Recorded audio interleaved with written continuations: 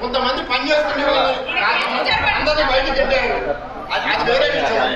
కానీ ఎవరికి సమాధానం చెప్పి మీరు హ్యాండ్ చేయడానికి మున్సిపల్ గెస్ట్ హౌస్ ఎవరిని గెంటలేదండి. మరి గెట్టండి మరి గెట్టకపోతే గత దాంట్లోనూ టీడీపీ ఆఫీస్కి ఇస్తానని